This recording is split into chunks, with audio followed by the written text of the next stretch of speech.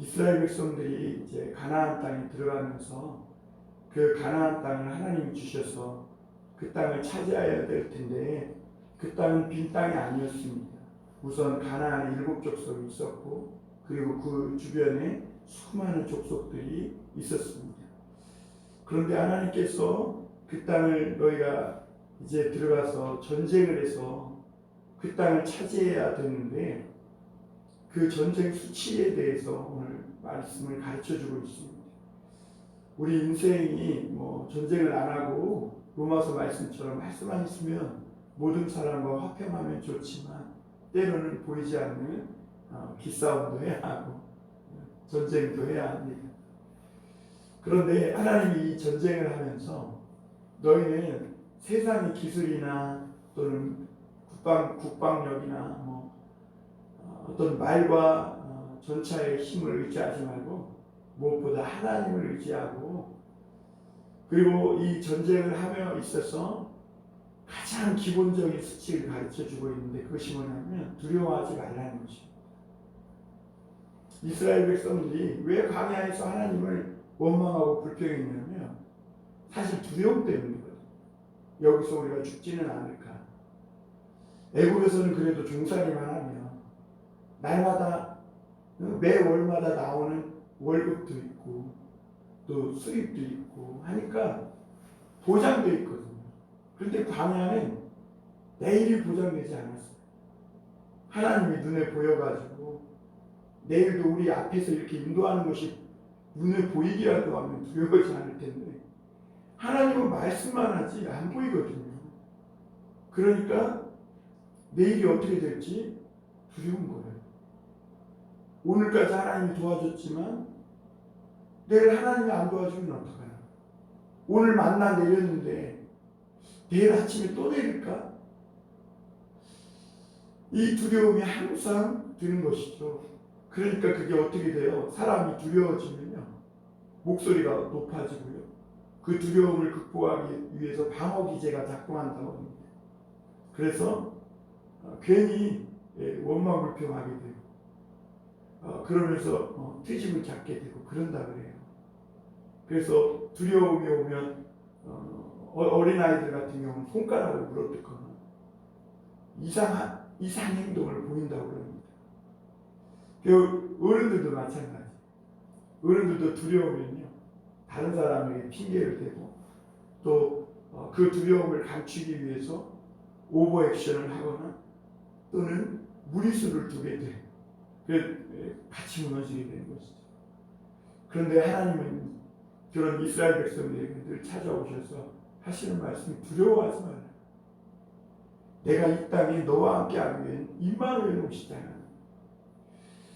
예수님도 예수님이 십자가에 못 박혀 죽으시고 이제 아버지께로 잠시 다녀온다 그러니까 제자들이 두려운 거예요. 왜요? 예수님, 우리는 예수님 말씀을 듣고 모든 것을 다 버리고 예수님을 쫓아갔다고. 배도 버리고 심지어 가족도 버리고 이렇게 예수님을 쫓아갔는데 예수님이 갑자기 이렇게 십자가에서 죽는다 그러고 아버지께 간다 그러면 그럼 우리는 이 세상에 누구를 쫓아다니며 우리는 더 이상 어떻게 해야 되냐고 제자들은 두려움에 휩싸인 것이죠. 그때 예수님이 두려워하지 말라. 두려워하지 말라. 그때 되면 보혜사 성령이 오셔서 너희가 무슨 말을 해야 될지 너희가 어디로 가야 할지 이 모든 것을 생각나게 하시고 가르쳐서 인도해 주실 것이라 이렇게 말씀하세요. 그러면서 내가 너희에게 평안을 끼치노니 내가 너희에게 주는 평안은 세상이 주는 평안과 같지 않다 그랬어요. 그러므로 너희 평안. 여러분 이스라엘 백성들이 그 가나안 땅에 들어가서 그 가나안 족속과 싸워야 하는데 오늘 하나님은 가나안 족속을 진멸하라 이렇게 말씀하세요.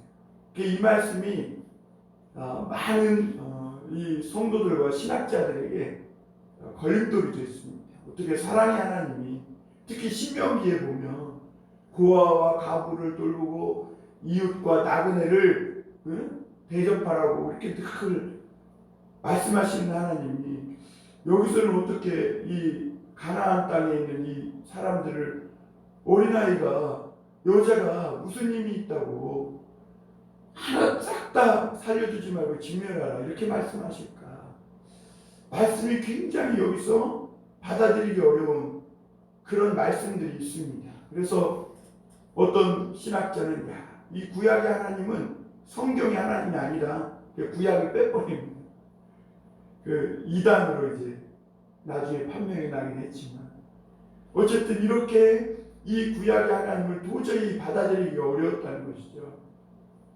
그런데 사실은 이스라엘 백성들이 이 가나안 땅에 가서 이렇게 행한 것은 그 당시 고대 사회에서 그 가나안 족속이 얼마나 타락했는지 오늘 18절을 보면 이 백성들이 너희가 하나님 앞에서 범죄하게 할까 하노라. 이것을 그러니까 단지 그 사람의 막 생명을 죽이고 뭐 이런 식으로만 받아들일 것이 아니라 이 말씀을 한참 더 깊게 들어가면 우리가 이 세상에 속하여 살아가지만 울타리를 치고 격리해야 할 것과 그렇지 않을 것을 분별해야 됨을 말씀해 주고 있는 것입니다. 왜냐하면 너희가 그것을 울타리를 치지 않고 그냥 그것들이 너희 집에 마음대로 드나들도록 내버려 두면 그것이 너희로 하여금 범죄에서 망하게 할 것이 분명하다는 것입니다. 그래서 오늘 18절에 이렇게 말하죠. 이는 그들이 그 신들의 행하는 모든 가증한 일을 너희에게 가르쳐 본받게 하여 너희가 너희 하나님 여호와께 범죄하게 할까 함이니라 이렇게 말씀하셨습니다. 그러니까 이 가나안 족속이 너희들에게 들어와서 들락날락하면 너희로 하여금 그들에게 했던 이 가증한 일들을 가르쳐 너도 범죄하게 할 거라는 거예요. 그러므로 너희들은 이것을 구분하여 울타리를 치고 그들을 진멸하여 하나도 살려두지 말라. 그러니까 그들의 문화, 그들의 행위, 그들의 언어 습관, 그들의 돈 벌고 먹고 사는 방법 하나도 배울 것이 없다는 거예요. 싹 다 버려라. 쓰레기라는 거예요. 쓰레기. 그들이 가지고 있는 그 화려함, 또 그들이 잘 먹고 잘 살아 보이고 형통해 보이고 하는 이런 것들 절대 부러워하지 마라. 이것을 지금 말씀하고 있는 것이죠. 그런데 이제 그들이 가서 보니까 20장 1절에 보면 그 적군과 싸우려 할 때에 그들의 병거와 그들의 백성이 숫자가 너무 많은 거예요. 그때 그들과 싸우러 나가서 두려워하지 말라. 싸움에서요, 이 두려움은 사실 그 어떤 것보다 가장 큰 적이죠. 우리가 어떤 일을 행하려 할 때에도 결과를 생각하고 두려워하면 이미 그 일은 실패하고 맙니다. 그래서 사도 요한은 우리에게 믿음으로 사는 하나님의 자녀들에게 요한일서 4장 18절에 이렇게 말씀하고 있습니다. 사랑 안에 두려움이 없고 온전한 사랑이 두려움을 내쫓나니 두려움에는 형벌이 있습니다. 두려워하는 자는 사랑 안에서 온전히 이루지 못하였느니라. 이렇게 말씀하고 있습니다. 그리고 19절에 우리가 사랑함은 그가 먼저 우리를 사랑하셨습니다. 사랑 안에는 두려움이 없고 온전한 사랑이 두려움을 내어쫓나니 그랬습니다. 이스라엘 백성들이 그 가나안 땅을 차지할 수 있는 그 비결은 하나님을 온전히 사랑하는 거죠. 하나님을 사랑하면 두려움이 없어져요. 왜 두려움이 든답니까? 사랑이 금이 가기 때문에. 하나님과의 사랑이 금이 가기 때문에. 하나님은 신명기에서 계속해서 이스라엘 백성들에게 하시는 말씀이 뭐냐면 내가 너희를 어떻게 사랑해서 여기까지 인도했는지 보라는 거예요. 너희를 업어서 때로는 독수리가 새끼를 기름같이 너희를 안고 날라서 여기까지 인도해 주지 않았느냐. 내가 너희보다 앞서가서 너희 장막 칠 곳을 먼저 찾고 밤에도 낮에도 졸지 않고 너희를 여기까지 인도해 주지 않았느냐. 그런데 하나님이 그렇게 말씀하신 이유는 뭐냐면 그 이스라엘 백성들로 하여금 하나님을 전심으로 사랑하게 하기 위한 것이죠. 하나님은 얼마나 이스라엘 백성들을 사랑하고 배려하시는지, 그래서 너희가 싸울 때에 집을 짓고 낙성식을 못한 사람 돌려보내라는 거예요. 과수원을 가꾸고 아직 열매를 먹지 못한 사람도 보내라는 거예요. 그리고 결혼하고 아직 그 아내를 맞이하지 못한, 신혼을 보내지 못한 사람도 돌려보내라는 거예요. 그리고 두려워하고 마음이 약한 그런 사람들도 돌려보내라, 이렇게 말합니다. 그 말을 누가 말하냐면 제사장이 나와서 말해요. 제사장. 전쟁하는데 이 제사장이 왜 앞에 나와가지고 이런 말을 할까? 그러니까 이스라엘 백성들이 싸우는 싸움은 이 세상 사람들이 보통 싸우는 싸움과 다른 싸움이라는 것이죠. 그래서 2절에 보면 너희가 싸울 곳에 가까이 가면 제사장이 백성들에게 나와서 이 말을 행하라는 것입니다. 하나님이 얼마나 사랑이 많으신지 이런 사람들, 조금이라도 염려가 있고 근심이 있고 또 마음이 약한 사람들은 돌려보내는 것을 볼 수가 있습니다. 우리가 이런 말씀들을 어디서 알 수 있냐면 다윗이 다솔 시내를 지나가지고 그 아말렉 사람들을 추격하여 쫓아가잖아요. 그 아말렉 사람들이 다윗이 거주하던 시글락을 이 다윗과 그의 일행들이 그 블레셋 백성들과 함께 이스라엘과 전쟁이 나서 나갔을 그 틈을 타서 공격해서 모든 재산과 자녀들과 아내들을 다 빼앗아갔을 때, 그때 다시 600명의 군사를 이끌고 이 부솔 시내가를 건너 아말렉을 쳐들어갈 때, 그때 부솔 시내를 피곤해서 못 건너는 자들이 있었어요. 근데 그때 이 다윗은 뭐라고 그러냐면 그냥 너희들은 거기서 쉬라는 거예요. 그리고 나머지 400명만 가가지고 싸움을 쌓아요.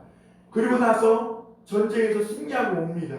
그런데 그때 불량자들은 이 사람들에게 나눠줄 것이 없다는 거죠. 싸우러 가지도 않았고 하지도 않았는데.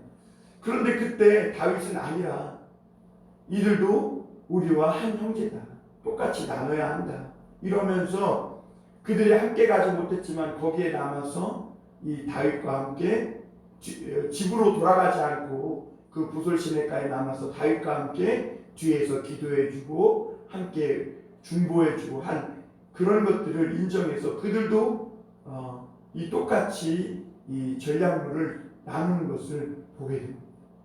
그 다윗 안에는 이런 하나님의 말씀이 깊이 새겨져 있는 것이죠. 그래서 이렇게 두려워하고 또 집에 여러 가지 일들로 인해 근심 염려할 때에 그 사람들을 돌려보내라는 거예요.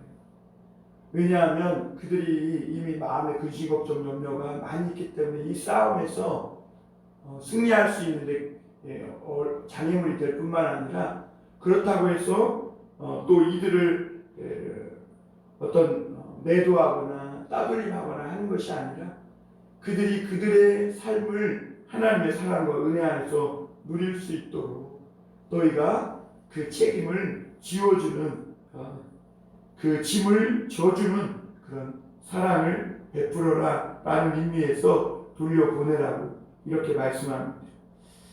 그래서 여러분, 우리가 어떤 일을 할 때에 교회에서는 그렇습니다. 막 앞에서 치고 나가는 사람은 뒤에서 못 쫓아오는 사람을 자꾸 탓하지 말아야 됩니다. 믿음이 이렇게 갈렙처럼 용맹해서 앞으로 치고 나가는 사람이 있는가 하면 믿음이 이렇게 막 빨리빨리 자라지 못해서 따라오기를 버거워하는 사람들도 교회 안에는 늘 있거든요. 그러면 왜 너는 나와 함께 하지 않냐고, 왜 너는 열심히 하지 않냐고 자꾸 다그치기보다는 그들의 어떤 믿음의 수준이나 그런 형편을 이해해서 그들의 짐을 대신 지고 내가 나가서 싸워줄 수 있는 그런 믿음의 사람들이 되라는 그런 의미에서 이런 말씀을 던져주고 있는 것이 아닌가 하는 생각이 듭니다. 그래서 여러분 이 신약 성경에도 너희가 그리스도의 짐을 서로 져주라 이렇게 말해요. 우리가 다 져야 할 십자가와 짐이 있는데 때로는 우리가 예수님의 사랑 안에서 서로가 서로의 짐을 져주는 것이죠. 그리고 또 한 가지 이 전쟁 규칙은 이 화평을 먼저 선언하라는 것이죠. 그러니까 하나님이 요구하시는 것은요 화평입니다. 그런데 여기서 하나님이 모든 사람에게는 그렇게 하지만 가나안 족속에게만큼은 그러지 말라는 거죠.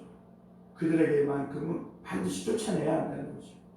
왜냐하면 우리가 신명기 앞부분에서 봤지만 하나님이 그들을 쫓아내신 이유는 그들은 이미 죄악이 차고 넘쳐서 임계점을 넘어버린 거예요. 그러니까 하나님이 심판을 말하고 있는 거죠. 여러분 이것을 종말론적으로 보면 어떻게 해석이 되냐면 하나님이 이 베드로전서에도 보면 후서에도 보면 이 세상을 참을 때까지 참으세요. 그래서 하나님의 선지자들도 보내고 하나님의 사람들도 보내서 하나님의 복음을 계속 전하세요. 그런데 그 말씀을 듣지 않고 끝까지 죄악을 떠나지 않고 하나님을 믿지 않으면 마지막 예수님께서 심판주로 오실 때는 그때는 이미 늦는다는 거예요. 그래서 너희는 미련한 처녀가 되지 말고 지혜로운 처녀가 돼서 기름과 등불을 준비해야 됩니다. 그러니까 그런 종말론적인 관점에서 보아야 하는 것입니다. 가나안 족속은 이미 이스라엘 백성들이 애굽을 어떠한 방법으로 나와서 그 무섭고 두려운 광야를 지나서 그 가나안 동편에 있는 헤스본의 시온왕과 바산왕 옥을 어떻게 무찔렀는지를 이미 다 들었어요. 그러면 그때 이 이스라엘 백성과의 소식을 들었고 또 하나님이 그들과 함께 그 땅으로 들어오고 있음을 들었다면 그들은 얼마든지 여호와 신앙을 받아들이고 하나님을 믿는 이 믿음을 받아들일 수 있었을 거예요. 그러나 그들은 끝까지 이 죄악을 버리지 않았고 하나님을 향하여 대적하고 끝까지 거절하고 거부하였음을 보게 돼요. 그러니까 하나님은 그런 우상으로 가득한 죄악으로 가득한 그 땅을 결코 놔두지 말라는 심판하는 것입니다. 그러니까 이스라엘 백성들은 하나님의 이 심판의 이 도구로 이 가나안 땅을 백성들을 진멸하라 이렇게 말씀하고 있는 것이죠. 그러나 오늘 분명한 사실은 하나님은 다른 족속에게는 그렇게 하지 말라는 거예요. 먼저 화평을 전하라는 거예요. 그들에게는 아직 기회가 있음을 전하라는 것이죠. 그러나 그들도 거부하고 받아들이지 않으면 그들과 쳐서 전쟁에서 싸우라는 거예요. 그래가지고 그 탈취물을 거두고 그들을 살려두지 말라 이렇게 말씀합니다. 오늘 이런 말씀들이 이 21세기에 우리가 받아들이기에는 참 어려운 부분이 있지만 그러나 이런 부분을 우리가 신앙생활의 어떤 영적 생활로 좀 이해하고 받아들이면 가능할 것 같습니다. 우리가 이렇게 살아가면서 용납할 수 있는 사람도 있지만 그러나 용납하지 않고 배워내야 할 사람도 있는 것입니다. 고린도전서 5장에 보면 어떤 형제라 하는 이름을 가진 자가 부모와 음란을 하고 거짓을 말하고 하면 죄악을 범하고 음란을 범해서 발람의 교훈을 따르면 과감하게 베어버리라고 했어요. 너희가 하나님 앞에 드릴 떡은 누룩이 퍼진 더러운 떡이 아니라 유월절에 순전하고 거룩한 떡이라고 했어요. 누룩이 하나가 들어오면 그 온 덩이에 퍼져서 온 떡을 더럽히는 것처럼 몇 번 가서 이야기하고 또 죄에서 떠나라고 얘기했음에도 불구하고 형제라는 이름을 가지고 그렇게 범죄를 계속하면 배워내야 한다 이렇게 말씀하고 계신 것이죠. 그러나 우리가 이 배워내는 일을 함부로 하는 일은 아니라는 것을 늘 기억하면서 이 배워내는 것은 최종적일 때 하는 것입니다. 최종적일 때 도저히 불가능할 때 하나님도 이 땅에 예수 그리스도를 보내서 모든 사람을 어떻게 사랑하시는지를 보여주셨고 예수님을 믿으면 구원받을 수 있다는 이 길을 우리에게 가르쳐 주셨어요. 그리고 주님은 오래오래 참으세요.